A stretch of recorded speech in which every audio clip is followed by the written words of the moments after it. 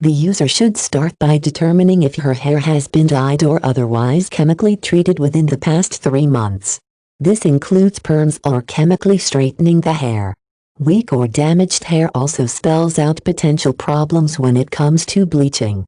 Those with dry hair that breaks easily or who have chemically treated their hair should have their hair dyed at a salon or wait until the hair is healthy and chemical-free before attempting to bleach hair blonde.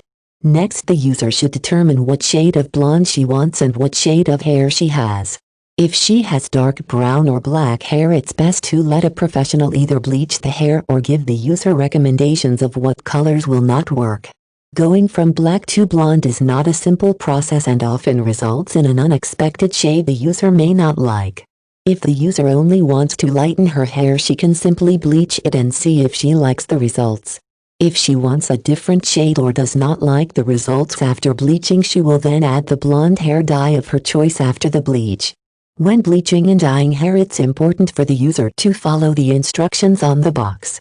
She should start by performing an allergy test and a strand test as directed by the instructions. The allergy test will let her know if she is allergic to the product, which can happen even with a product she has used before.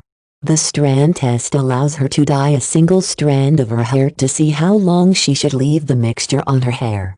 Once the woman is ready to bleach hair blonde with a bleach kit, she should mix together the ingredients in the kit as directed.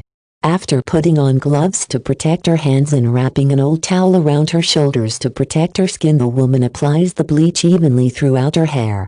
She waits the amount of time listed on the bleach kit before rinsing the bleach out. After the bleaching is complete, the woman proceeds to follow the instructions on the blonde hair dye kit if she wishes to dye her hair after bleaching. Certain kits may include bleach and dye. Once the process is finished, she should give her hair a day or two to recover and see if the color changes.